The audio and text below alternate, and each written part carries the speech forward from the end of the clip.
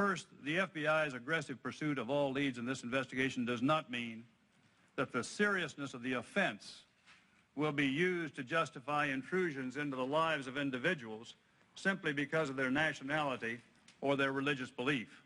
You have my assurance on that point.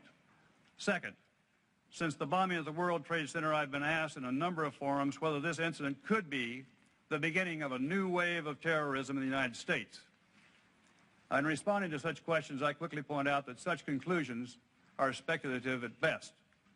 The American public should always be vigilant, but this suspected act of terrorism should not be so viewed as an opening act of a coming wave of terror. As the charts over here before you indicate, there have been 163 terrorist incidents recorded in the United States since 1982. There has been a virtual, uninterrupted decline in these incidents since 1982. In addition, the majority of terrorist acts in the United States have been conducted by domestic groups, principally in Puerto Rican, by Puerto Rican terrorists. The last international terrorist incident, as was previously referred to, occurred in April 1992, when Iranian oppositionists took over the Iranian mission to the United Nations in New York. Prior to that incident, there had not been an international terrorist attack in the United States since 1983. In any case, terrorism has been and remains a priority investigative program for the FBI. I emphasize that fact not only in recognition of the work the FBI has done in the last several years, but to point out that our commitment of resources and attention to terrorism program has a priority status, and that status remains firm. I certainly appreciate that these numbers may give little solace to the loved ones of the victims of this tragedy, but I want to assure you and all Americans that the FBI will continue to be committed to devoting whatever resources are necessary to address terrorism as well as to resolve this case. Further, I am convinced that the law enforcement and intelligence agencies of this country and around the world will continue to commit ourselves to the fight against terrorism. We must not become hostages in our own country. With this commitment, with the resources at our disposal, and with the continuing support and understanding of the American people, I am confident that we can solve this case and meet tomorrow's challenges as well. I'll be pleased to answer whatever questions the committee has, Mr. Chairman. Thank you. Thank you, Director Sessions. Director Higgins. I'd like to thank you, Mr. Chairman, first for your kind words of support and sympathy, and I'll pass those along to people in the agency, but also for calling the hearing because I believe it is appropriate. I'd also like to thank Mr. Washington, though, and others for their comments because they called for restraint, and I think that's also appropriate. Behind the understandable public focus on the search for suspects, there are two factors that ultimately will resolve this tragic event and that demonstrate to the American public that the United States is exceptionally well prepared to respond to such acts. The first of these is the task force operation that has responded to the incident. The response of New York City's public safety officials to the event itself was the beginning. Their organization and ingenuity in the aftermath of the blast has not been credited nearly enough for minimizing injury and loss of life. Commissioner Kelly himself exemplifies how his officers performed with preparation, readiness, and in the face of a massive challenge, a calm sense that they cannot be overwhelmed. We have a personal interest in that bombing as well as professional interest. We have an office in that building, and because of the response of those people, the people that worked in our office were able to get out of the building safely, so we appreciate that on a personal sense as well. Joining in the investigation, the FBI has brought its leadership and experience in anti-terrorist investigations, and ATF its capabilities in the investigation of explosives and bombings. It needs to be clearly understood that there's nothing needed in the investigation that is beyond the capability of the three agencies and those others mentioned here earlier working together. A field laboratory was set up in which forensic analysis was conducted near the scene. Staffed by scientists from the three agencies, this was a unique effort. Early last week in the devastated area, New York Police Department bomb squad, ATF personnel from the National Response Team, which was called up, and FBI personnel surveyed a situation that has proven as much a challenge in structural engineering as anything else. However, bomb experts knew something important. An explosion like this will rip a vehicle to pieces, but it will move some of those pieces in a predictable pattern. Moreover, one of the most survivable sections of a vehicle will be its frame. That frame will be blown downward into the center. That team lowered an ATF explosives expert down into a 70-foot crater, and that expert found what he was looking for. A piece of the vehicle was recovered with a partial vehicle identification number. That search was a calculated risk given the conditions in that building. However, that VIN number was extrapolated and has proven a major break. That break came because experts in many areas were conducting a broad inquiry down many avenues in full coordination with one another. As dramatic as that break has proven, it would be wrong to categorize this, as some have done, as an investigation which is almost over. In fact, it is in many ways just beginning. The Port Authority has done yeoman duty in helping us shore up that vital blast seat area. However, we still have weeks of simply hard and painstaking work in front of all of us. The blast occurred in a concrete and steel parking area, and while most explosives try to go in a 360-degree pattern, the structure interfered with that. This created a maelstrom in which evidence and debris ricocheted around. The damage to vehicles around the blast was huge. The scene is physically large and disturbed. Much of that can be overcome by careful search and forensic work. Each piece that is found must be documented and carefully accounted for. The goal of that effort is not only to find, identify, and reconstruct the device to identify who is responsible.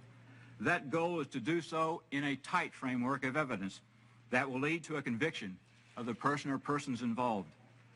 The work we are doing with our counterparts on the scene complements the investigative efforts. To assist in this, we have sent in a second national response team to work with the one already on site.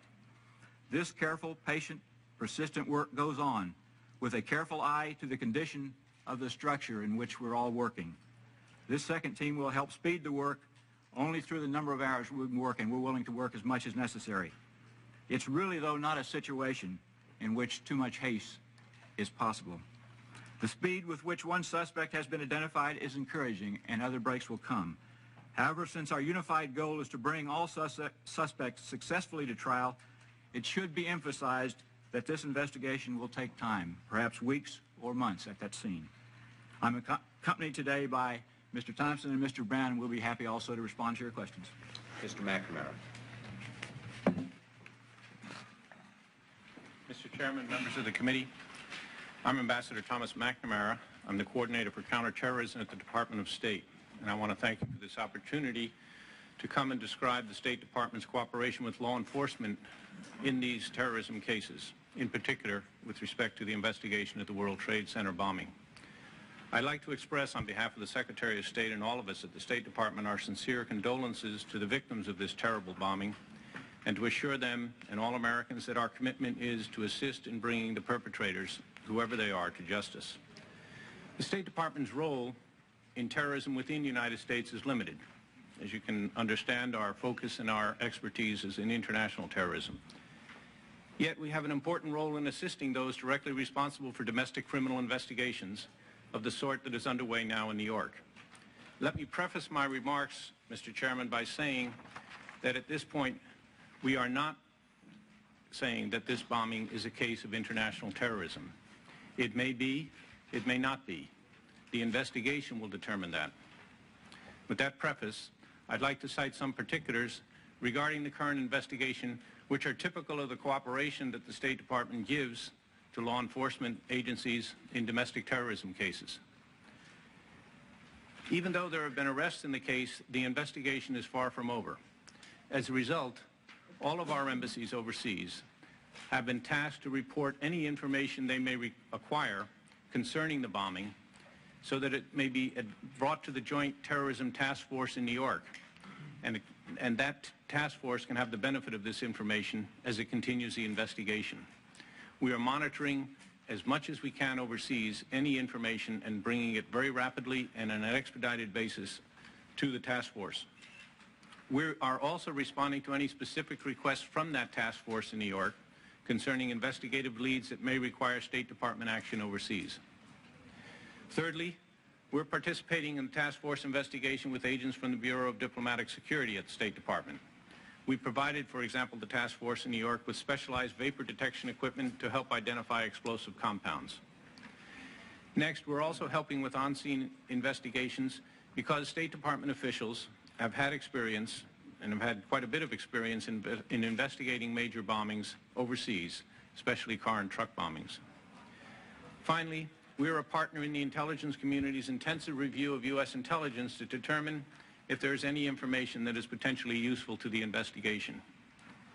One lesson that the U.S. has learned in the mid-1980s is that effective coordination within the U.S. government is absolutely essential to counter the threat posed by international terrorism. Countering terrorism calls upon intelligence, law enforcement, diplomatic, and at times military capabilities.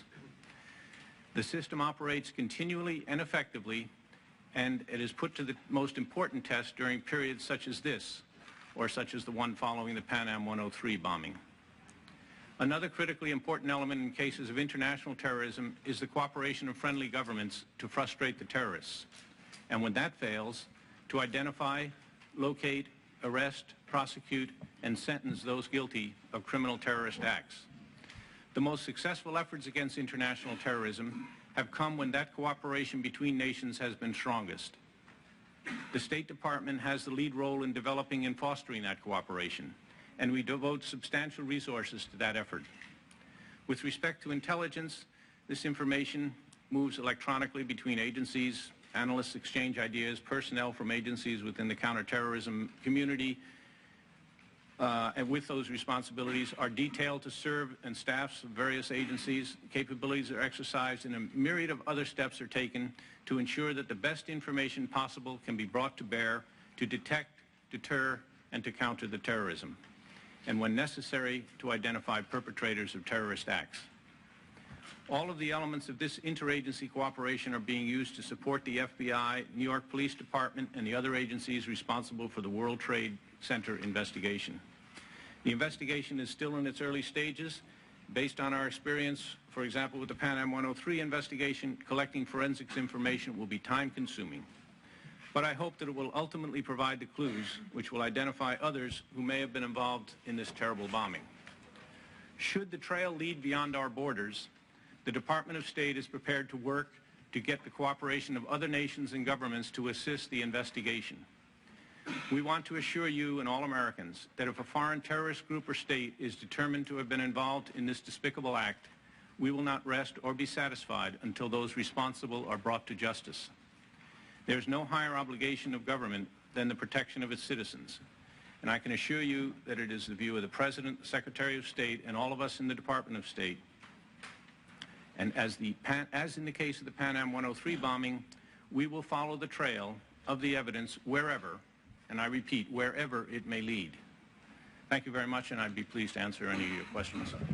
Well, let me thank all three of you for your excellent testimony, and I'm sure we all have some questions. First, Director Sessions, you mentioned, based, of course, with the caveat, this is all speculation. Obviously, if it weren't speculation, we'd be able to predict the future, and we probably wouldn't need hearings like this, a Congress, an FBI, or anything else.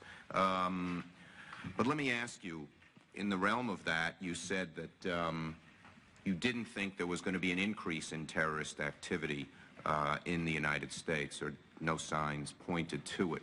Could you please elaborate on that? Because I guess the concern all Americans have, in light of what happened here, in light of what happened in front of the CIA a few weeks ago, and in light of the fact that we're no longer in a bipolar world, in other words, somehow or other the United States is the focus of everybody, could you please elaborate on why it is the thinking of the Bureau that this kind of domestic terrorism, which we all hope you're right on the money and know that no one can predict, but why do you, can you tell us a little more about why you think it will not be on the increase? Mr. Chairman, I believe that history is on my side.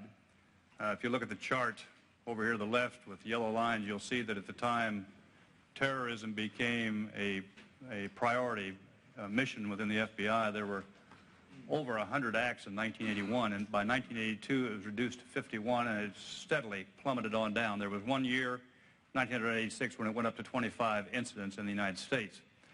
So that predictor there of the reaction of law enforcement and the intelligence agencies within the United States